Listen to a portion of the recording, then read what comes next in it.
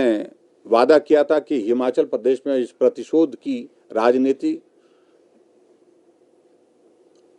और दुर्भावना की राजनीति नहीं करेंगे। हमने 5 साल नहीं की।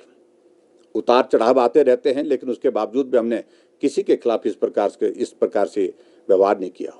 चुने हुए प्रतिनिधियों के खिलाफ इस प्रकार के मामले दर्ज करते रहना, ये मैं समझता हूँ बहुत ही दुर्भाग्यपूर्ण है।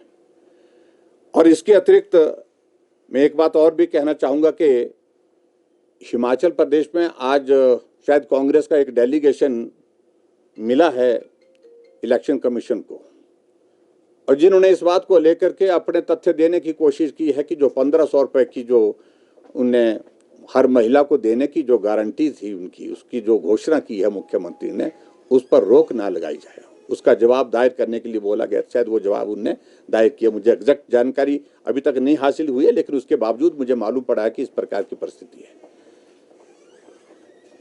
देखिए, सीधी सी बात है कि जब मॉडल कोड ऑफ कंडक्ट लागू हो चुका है, इस प्रकार के प्रलोभन दे करके लोगों को गाड़ियों में डाल करके, महिलाओं को विशेष तौर से इस तरह से उनको फॉर्म भर करके उनको प्रभावित करना, ये आचार संहिता के दायरे में आता है। और ये उल्लंघन उन्होंने पहले भी किया है।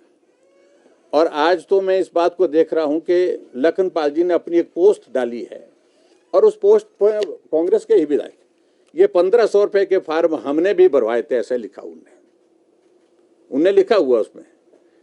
लेकिन वो महिलाएं जो है मेरे क्षेत्र में इस बात के लिए पूछती हैं कि वो पैसे मिलेंगे कब। ये पैसे, ये फॉर्म कब भरे थे? ये विधानसभा के चुनाव से पहले भरे थे। इस तरह की हास्यास्पद स्थिति हिमाचल प्रदेश में जो बनी है, ये बहुत ही दुर्भाग्यपूर्ण है। और मैं तो यही कहूंगा कि अब लोकसभा का चुनाव है, उस लोकसभा के चुनाव की दृष्टि से हमको चुनाव में जाना है। लेकिन जो कांग्रेस पार्टी की जो हालात बने हैं, जो परिस्थितियां बनी हैं, उन परिस्थितियों से हिमाचल प्रदेश अब अच्छी तरह से वाकिफ हो गया है। सब लोग इस तरह की परिस्थिति में से इस दौर को, जो लोकसभा का चुनाव का, इसको निकालना चाह रहे हैं, और उसके पश्चात अपनी अपनी लड़ाई लड़ने के लिए योजनाएं बना रहे हैं। वो उनका अंदर का विषय है, उसमें मैं जाना नहीं चाहता हूं।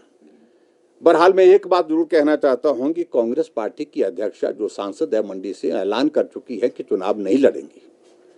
लेकिन आज मुझे मालूम पड़ा है कि उनको मना करके ये कहा जाएगा कि अब उनने हमारी बात को मान लिया है और चुनाव लड़ने का मन बना लिया है।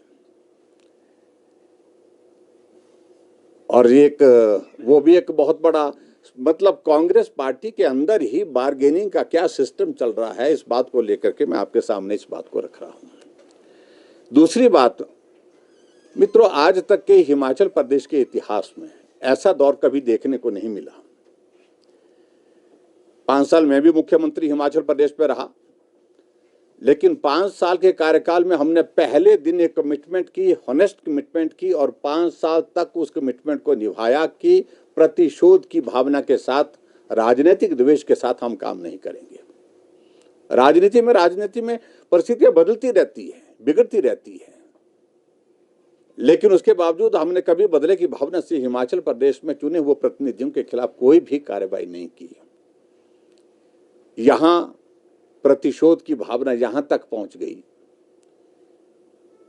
कईयों के घर को उखाड़ने के लिए, तोड़ने के लिए नोटिस जारी हो चुका है।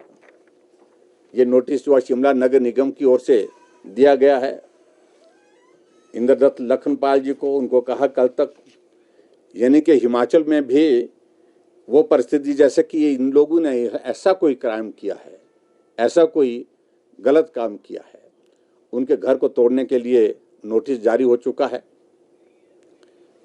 एक विधायक लाहौल स्पीति के हमारे, उनके घर के लिए जो रास्ता कई वर्षों से चलता है, जिसमें आते हैं जाते हैं, उस रास्ते को बंद कर दिया गया है। उनके ऊपर भी एफआईआर दर्ज कर दी गई। और उसी प्रकार से हमारे एक इंडिपेंडेंट विधायक केएल ठाकुर, उनके परिवार के खिलाफ भी मामला दर्ज कर दिया गया। आखिरकार मुझे मालूम नहीं पड़ रहा है कि इससे हासिल क्या होगा,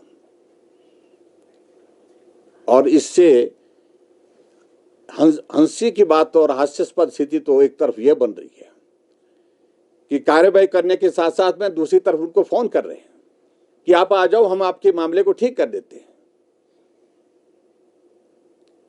और फोन भी कुछ जगह मुख्यमंत्री स्वयं कर रहे हैं, कुछ जगह मुख्यमंत्री के करीब ये लोग कर रहे हैं। इस प्रकार की हास्यास्पद स्थिति हिमाचल प्रदेश में बनी है। मैं समझता हूं ये बहुत दुर्भाग्यपूर्ण है।